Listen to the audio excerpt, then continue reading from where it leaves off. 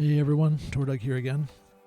Thought I would put a little recap on the last patch of 0.8.0 for Crate Entertainment's Farthest Frontier.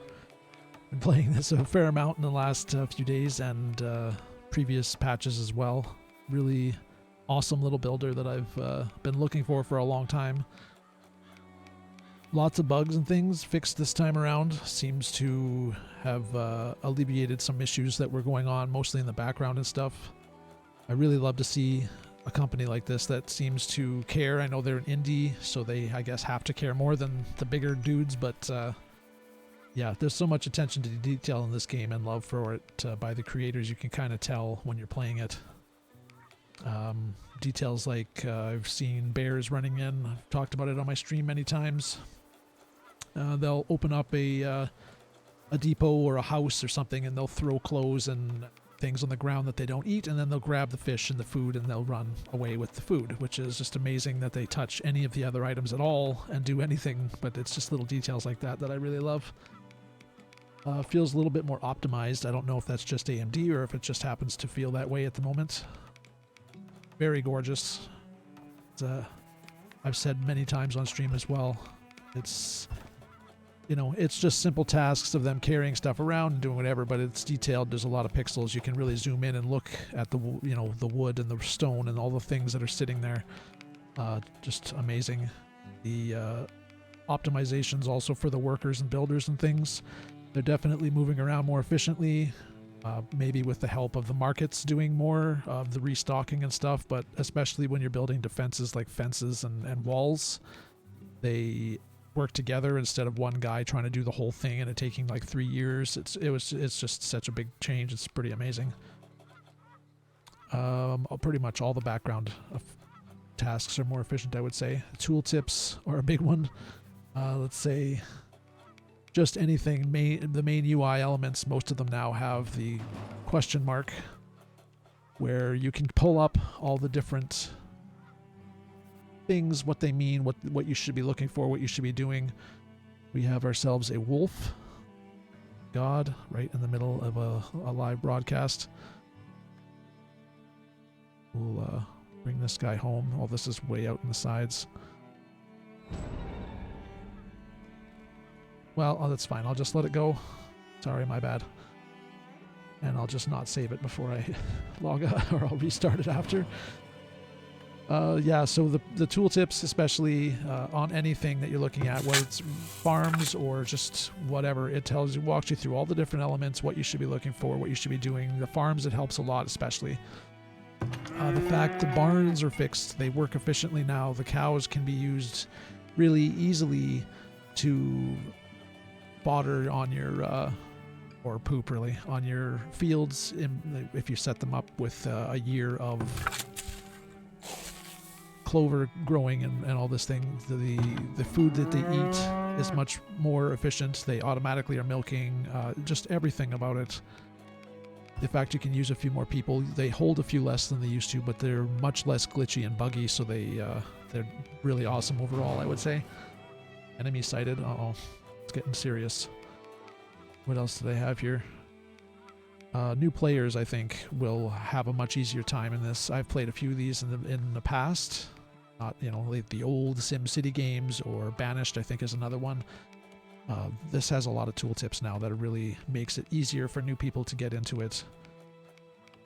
I guess all of that being said, there's a few things that I still am not a fan of. I guess I'll put words to those as well. Number one would be re-rolling the maps. When you're trying to get a certain setup or a certain resource to spawn or something, re-rolling the map at the beginning of the game before you even start can be frustrating and take quite a while, I would say. I mean, it's not a big deal, but it's something that is something. Desirability, I'll keep grinding against. I really am not a big fan of the system, but it's the core of the game, so that's fine. I just feel like because it stresses on such tight building, you really don't have a lot of options for replayability. Like, everything, it will have to always be in a little pile for defensive and desirability reasons. Regardless of defensive, usually I would say it's still desirability.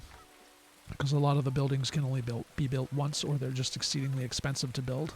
So everything has to be tightly packed, which is fine, again, to a point, but I'm thinking of, number one, new players, number two, replayability. What else? Raiders could be a bit easier, I think, for new players. I'm talking about starting on the easy levels and with the settings all the lowest.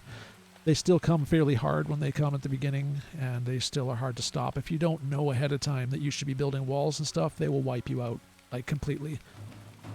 Another thing I would suggest would be having limits on what they can carry, because even when on a city I would stop 10 out of 11 raiders, the one guy would walk away with 50 coats, 400 bars of gold. Like, it's way too much for him to carry.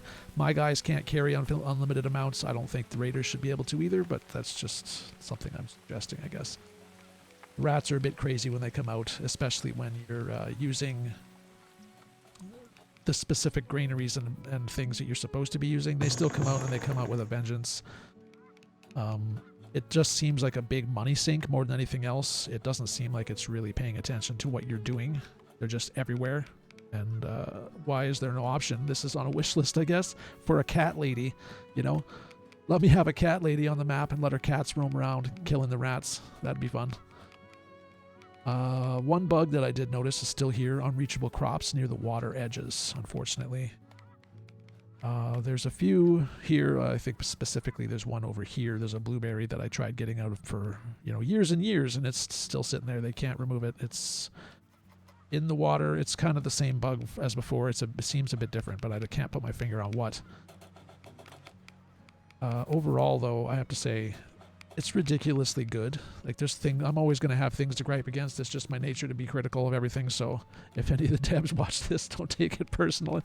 I'm just pointing out stuff in the hopes that people will see it, and maybe something that they didn't notice before. In any event, it's gorgeous. It plays well. It's fantastic. There's so much stuff that you can do with all the different buildings and upgrades, and just, yeah, even though it's fairly limiting on the shape of your city, there is quite a lot of things that you can do with farming and everything else outside of the city. This is definitely going to be my old-timey builder for, I don't know, the foreseeable years anyways. I don't see anything else coming close. It's pretty fantastic. Anyways, that's my thoughts and my hopes and dreams, I guess, for this game, for this patch, and I hope everyone else is enjoying playing it as much as I am. I'll see you on the next one.